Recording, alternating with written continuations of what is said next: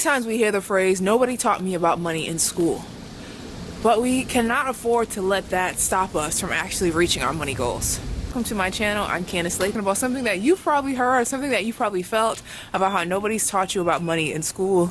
I'm actually on my way to go meet my friend for lunch. I thought I would just do a quick video. I'm still in Boston. I'm moving soon, 19 more days, and I'm out of here. But yeah, I had to put my cute jacket away and just make sure I bundle up and be warm. I only got a few minutes before my train comes, but there's two types of people in this world. There's the people who know for sure, like, yes, I might not have been taught money in school, but I'm gonna do everything that I can in order to learn more about money, in order to make my money grow.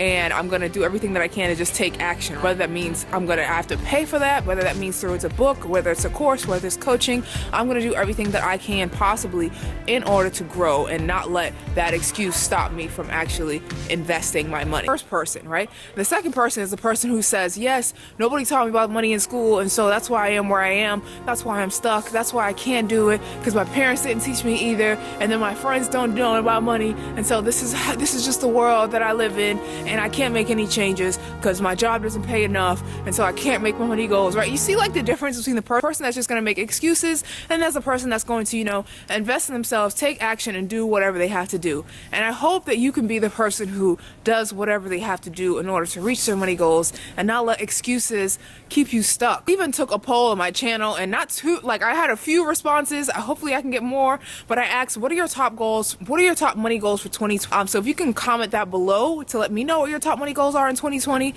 But when I did the poll, I said, what are your top money goals in 2020? Is it to make more, save more, pay off debt, invest more, or work on your money mindset / discipline? And the top winner was save more. Nobody chose make more, which is interesting because making more money will allow you to reach all of those goals. Essentially, mindset comes into play with that, because when you make more money, you can save more, you can pay off more debt, you can invest more money, and you just have more freedom, right? You have more options in life. And just because you have a 9-to-5 doesn't mean that your 9-to-5 is solely responsible for you to make more money. You can make more money. It's your responsibility to make more money, and you can make more money outside of your 9-to-5. You can make more money by changing jobs, asking for a raise. There's a ton of different ways, starting a side hustle, starting a side business. There's a ton of extra ways for you to be able to make money. So I do hope that making more money is one of your goals in 2020 so that you can reach your money goals comfortably. Right? Mindset. If you guys haven't already downloaded my free guide on getting unstuck, addressing your inner money beliefs so that you can start, making progress in your finances, make sure you get that guide. I'm going to leave it in the description box below for you. But yes, thank you for tuning in. I'm on my way to, like I said, meet my friend for lunch. The train comes in 5 minutes, so I gotta hurry up and go.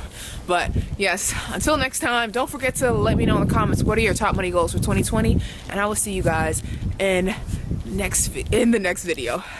Bye.